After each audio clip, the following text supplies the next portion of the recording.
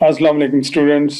आज हम zoology and evolutionary perspective evolutionary point of view से देखेंगे कि जोलॉजी के अंदर किस तरह से जब हम पढ़ते हैं तो एवोल्यूशनरी थ्योरीज किस तरह से काम करती हैं। और ये एक शॉर्ट लेक्चर होगा। ये आपकी जो हेल्पिंग बुक है उससे थोड़े से टाइटल्स में डिफरेंट हो गई है, क्योंकि ओरिजिनल बुक है मिलर एंड हार्ले की। तो मैं कोशिश करूंगा कि उसको भी साथ में आपको शेयर कर दिया करूंगा, हेल्पिंग बुक भी और ये भी, ताकि आपको आसानी रहे। तो हम एनिमल्स के बारे में जब हम पढ़ते हैं तो हम कहते हैं कि वेरिएशंस बेतहाशा हैं, बायोडाइवर्सिटी बहुत ज़्यादा है। और ये बायोडाइवर्सिटी कहाँ से आई, एनिमल्स की डिफरेंट टाइप्स कहाँ से आई, तो ये इसको सबसे ज़्यादा जो खूबसूरती से एक्सप्लेन किया गया है वो एवोल्यूशनरी थ्योरी में ही किया गया कि सिंपलर एनिमल्स थे, वहां से फिर बहुत सारी ब्रांचेस निकली और बेशुमार और एनिमल्स की जो टाइप्स थी वो डेवलप हुई। लेकिन इसको प्रूव करने के लिए बहुत सारी जो है वो एग्जांपल्स दी गई, जो जब हम एवोल्यूशन को डिटेल में पढ़ेंगे आपके नेक्स्ट सेमेस्टर में तो फिर आपको ज्यादा क्लैरिटी हो जाएगी। लेकिन आप देखते हैं कि बेशुमार टाइप्स हैं एनिमल्स की और बहुत सारी मिलती जुलती हैं, आपको लगती हैं बहुत सारी बिल्कुल डिफरेंट है। आपने बहुत सारी डॉक्यूमेंट्रीज देखी होंगी, बहुत सारे दूसरे मुल्कों की, वहां पर अजीबोगरीब किस्म के एनिमल्स पाए जाते हैं, अजीबोगरीब किस्म के प्लांट्स पाए जाते हैं। तो ये सब जो ऑब्जर्वेशन है, जो कि अब ज्यादा है, आपकी जो अप्रोच है वो ज्यादा है। पहले कोई एक शख्स था तो वो एक ही जगह पे रहता था, वो समझता था यही दुनिया है। अब आपको पता है कि आप अमेजोन के जंगलों की भी वीडियो देख सकते हैं और मेडागास्कर को भी देख सकते हैं, आइलैंड जिसमें इंडेमिक एनिमल्स हैं और बिल्कुल ही डिफरेंट हैं बाकी मुल्कों से। मार्सोपियल्स के बारे में आपने देखा होगा, ऑस्ट्रेलिया में कितनी तरह के हैं। ये सारी चीजें जो हैं ये आपको शो करती हैं कि कुछ ऐसी फोर्सेस जरूर एक्ट कर रही हैं जो लाइफ के ऊपर, जो लाइफ को कंटिन्यूसली चेंज करती रहती हैं। सो एस्टिमेटेड 4 to 30 मिलियन स्पीशीज वो कहते हैं कि ऑर्गेनिज्म की हैं लिविंग टुडे, और इसमें सिर्फ 1.4 मिलियन जो है वो डिस्क्राइब की गई है। 1 मिलियन कंप्राइज ऑफ 10 लाख, ठीक है। सो जब हम 1.4 मिलियन कहते हैं तो इसका मतलब 14 लाख स्पीशीज जो है वो डिस्क्राइब की जा चुकी। Many more existed in the past and have become extinct. हमें जैसे बहुत बड़ी जो एग्जांपल है, अगर आप को जनरल एग्जांपल मैं दूंगा तो डायनासोर्स को सब जानते हैं, बच्चे भी जानते हैं, बड़े भी जानते हैं। तो आपको पता है कि डायनासोर्स जो हैं वो एक टाइम के ऊपर यहाँ एग्जिस्ट करते थे, जो कि अब नहीं है। इसी तरीके से बहुत सारी प्लांट की स्पीशीज हैं, बहुत सारी इंसेक्ट की स्पीशीज हैं, बहुत सारी बर्ड्स की स्पीशीज हैं जो इस वक्त मौजूद नहीं है, वो एक्सटिंक्ट हो गई हैं।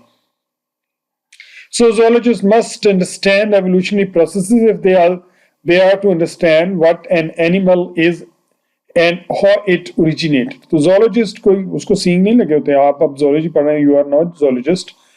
तो अब आपको ये समझने के लिए एवोल्यूशनरी प्रोसेस को समझना होगा थोड़ा बहुत। हम चंद एग्जांपल जो हैं वो साथ साथ देते जाएंगे ताकि आप उसको अंडरस्टैंड करते जाए। Organic evolution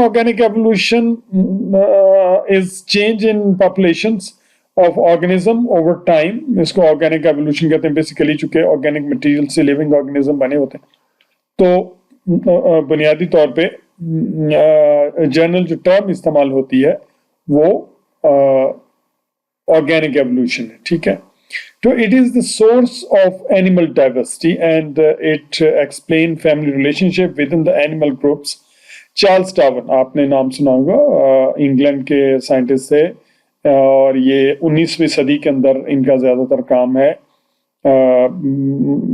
HMS बीगल का नाम सुना होगा, शिप का जिस पे इसने ट्रेवल किया। गैलापागोस आइलैंड आपके ज़हन के अंदर होंगे जिस पे ये ट्रेवल करता रहा। So Charles Darwin published convincing evidence of evolution 1859 and proposed a mechanism that could explain evolutionary changes.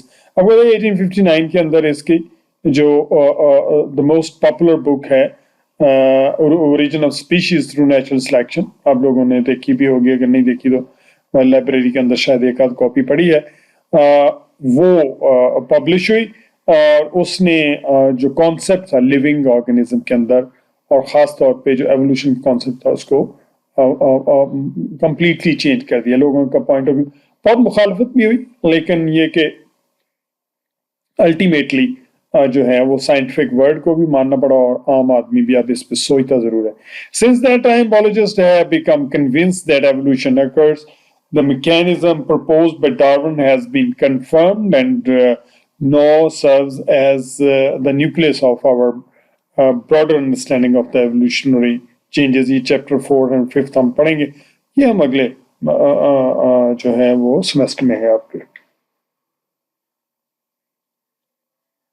Understanding how the diversity of animal structure and function arose is one of the many challenges faced by zoologists. For example, the cichlid scale eaters, cichlid को पीछे हम पढ़ चुके हैं, ये बहुत सारी variety हैं। सिक्लेट्स को लोग एक्वेरियम में भी रखते हैं। इसको हम पढ़ते इसलिए कि इसके अंदर वेरिएशंस बहुत ज्यादा हैं और तेजी के साथ इनके अंदर एवोल्यूशन हुआ है, इनकी वेराइटीज बहुत सारी डेवलप हुई हैं। तो स्केल ईटर अफ्रीकन सिक्लेट जो है उसके अंदर भी दो मेजर जो है वो वेराइटीज डेवलप हुई हैं और ये वेराइटीज जो हैं ये one have their mouth tilted towards left or their jaws and other have their jaws tilted towards right. जिनका लेफ्ट की तरफ से है वो अपने प्रे के राइट साइड से स्केल्स को खाती हैं और जो राइट पे है वो लेफ्ट साइड से खाती हैं। थोड़ा सा आपको दिखा दूं कि किस तरह से ये इफेक्ट करती हैं या अटैक करती हैं अपने प्रे के ऊपर, तो आप जरा इसको देखिएगा।